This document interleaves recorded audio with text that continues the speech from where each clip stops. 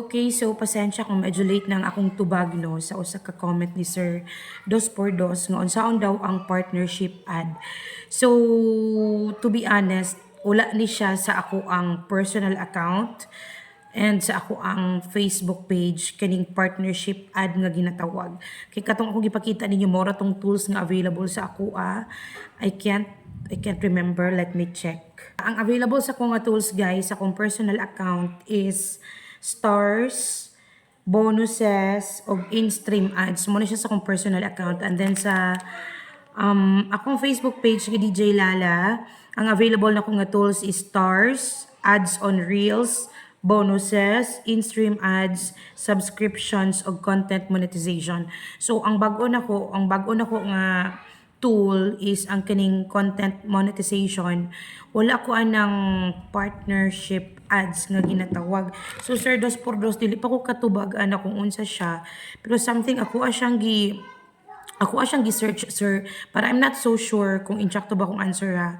Pero ang pasabot didto nga murag ang ikaw mo'y muayo or ikaw mo'y muhangyo sa brand nga imong i-promote unyong magustuhan nila and then mo siguro na mo pay sila sa imo. I don't know.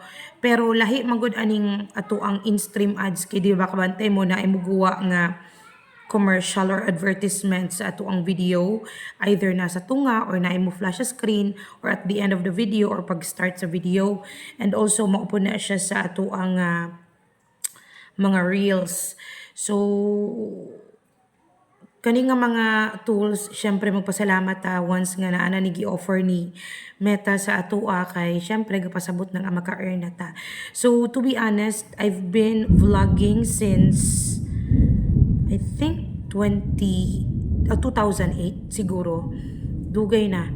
And I can still remember my first ever video nga daghan siya view ang katong unboxing the Samsung Galaxy A18 or Galaxy something, sorry, Galaxy, Samsung. Basta Samsung to siya or katong ginapromote nila isa Soberano. Uni kanang daghan siya views sa YouTube pa to. Sa una, ang akong income guys is sa YouTube mas dako siya. Pero naabot ang time nga sa Facebook murag mas dako kog income sa Facebook mo to karon murag akong YouTube na pabayaan na nako siya pero earning ra gyapon siya hapit na pud siya maka-claim og kanang revenue or hapit ko maka-claim sa ako upod nga ginansya sa akong kahago. So but diri sa Facebook para nako mas dali siya nga no para na ako mas dali maka-earn sa Facebook. It's because kalabanan sa mga tao karon is nag-Facebook or gagamit og Facebook. So magpa-load para sa Facebook. Talagsaon ra kay gagamit og YouTube guys. So kung ganahan ka nga mag-enjoy ka or imuha gining passion ang pag-video kay ako ang gining passion from the beginning ganahan man jud ko mag-vlog guys. Wala pa nang ubang vloggers nagsige naman ko vlog nga bahalag wala ta ma-discover ani pero mahilig ra man jud ko not for purpose na ko nga maka-earn ato nga time kay pa ko'y idea nga maka-earn until such time nga naabot nga naka-earn ko sa pagiging content creator.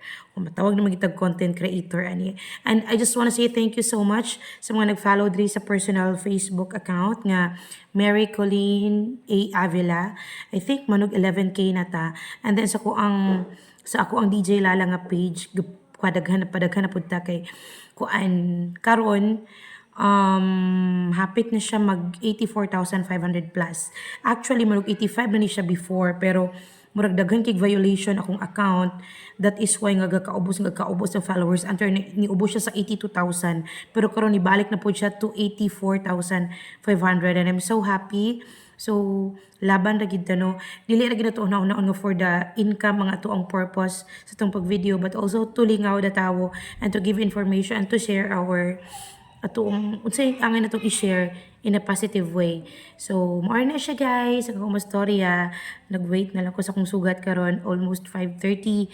So, medyo ulan-ulan magug karon mag-apaatbang jud ko sa bintana kay ngit-ngit siya. So, thank you so much. My name is Mary Colleen, also known as DJ Lala. Goodbye. Thank you so much sa tanang followers. God bless.